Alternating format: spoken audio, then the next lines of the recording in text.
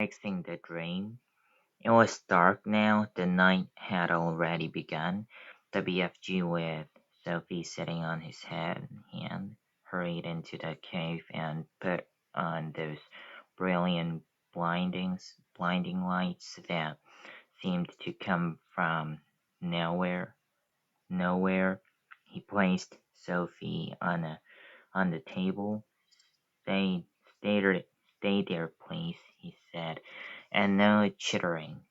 Needing to listen only to silence when I is mixing up such a naughty, placated dream as this. He hurried away from her. He got out an enormous empty glass jar that was the size of a washing machine. He clutched it to his chest and hurried towards the shelves on which stood the thousands and thousands of smaller jars containing the captured dreams. Dreams about giants, he murmured to himself as he searched the labels. The giants is guzzling human beings. No, not that one.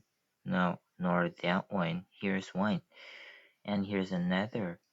He grabbed the jars and unscrewed the tops. He tipped the dreams into the enormous jar he was clutching in as each one went in.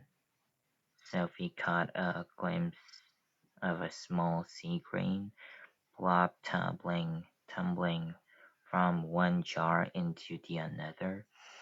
The BFG hurried towards another shelf. Now he muttered, "Ice wanting dreams about giggle houses for girls and about boggle boxes for boys." He was becoming very tense now.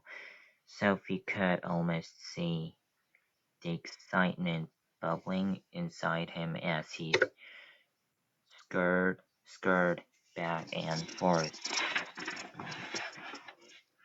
among his beloved jars.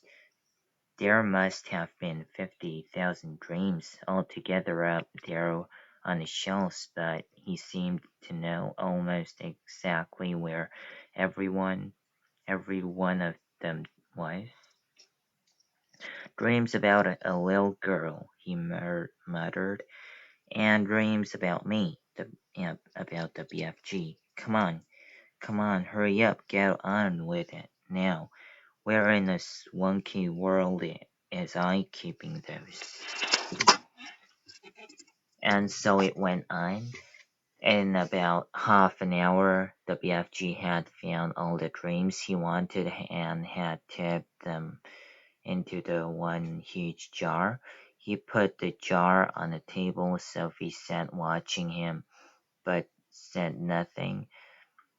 Inside the big jar, lying on the bottom of it, she could clearly see about 50 of those oval sea-green jelly jelly shapes, all pulsing gently in and out, some lying on top of others, but each one still a quite separate individual dream. Now we is mixing them, the BFG announced. He went to the cupboard where he kept his bottles of Frobscottle, and from it he took out a gigantic egg beater. It was one of those that has a handle which you turn, and down below there are a lot of overlapping blades that go whizzing around. He inserted the bottom end of this contraption into the big jar where the dreams were lying. "Watch," he said. He started turning the handle very fast.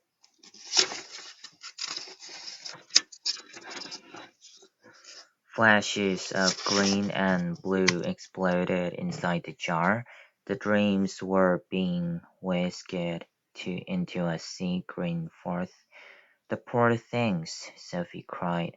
There is not feeling it. There is not feeling it, the BFG said as he turned the handle.